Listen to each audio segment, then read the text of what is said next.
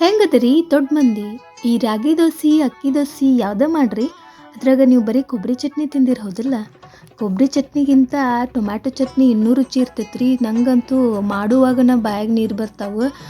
ಅಷ್ಟು ರುಚಿಯಾಗಿರ್ತೈತಿ. ಅಷ್ಟು ಫೇವ್ರೇಟ್ ಚಟ್ನಿ ನಂಗೆ ಟೊಮ್ಯಾಟೊ ಚಟ್ನಿ.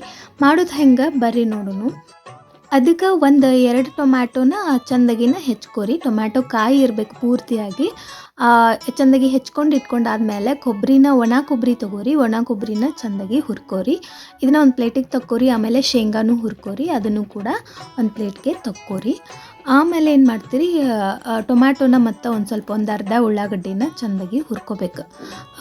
ಒಂದು ಸ್ವಲ್ಪ ಮೆಣಸಿನ್ಕಾಯಿನೂ ಹಾಕೋರಿ. ನಾ ಇದ್ರಾಗ ಮೆಣಸಿನ್ಕಾಯಿ ಸ್ಕಿಪ್ ಮಾಡೇನಿ, ಮತ್ತು ನೀವು ಹಾಕೋದು ಬಿಟ್ಟಿರಿ. ಮಿಕ್ಸಿ ಜಾರ್ಗೆ ಹುರಿದಿರುವಂಥ ಎಲ್ಲ ಇಂಗ್ರೀಡಿಯೆಂಟ್ ಹಾಕಿ, ಜೀರಿಗೆ ಹಾಕಿ, ಉಪ್ಪು ಹಾಕಿ, ಬೆಲ್ಲ ಹಾಕಿ, ಮೆಣಸಿನ್ಕಾಯಿ ಮತ್ತು ಕೊತ್ತಂಬರಿ ಹಾಕಿ ಇದನ್ನು ಒಂದು ಪ್ಲೇಟ್ಗೆ ತೆಗೆದಿಟ್ಕೋರಿ. ಆಮೇಲೆ ಏನು ಮಾಡ್ತೀರಿ, ಹುರಿದಿರುವಂಥ ಟೊಮ್ಯಾಟೊ ಉಳ್ಳಾಗಡ್ಡಿ ಹಾಕಿ ಅದನ್ನು ಮಿಕ್ಸಿ ಮಾಡಿಕೊಂಡು ಇದೀಗ ಮಾಡಿಟ್ಟಿವಲ್ಲ ಪುಡಿನ ಅದನ್ನು ಕೂಡ ಹಾಕಿ ಮಿಕ್ಸ್ ಮಾಡಿದ್ರೆ ಮಸ್ತ್ ಟೊಮ್ಯಾಟೊ ಚಟ್ನಿ ರೆಡಿ ಆಕೈತಿ. ಮಾಡಿ ನೋಡ್ರಿ, ಮಜಾ ಮಾಡಿರಿ, ಹಂಗೆ ನಂಗೆ ಫಾಲೋ ಮಾಡಿರಿ.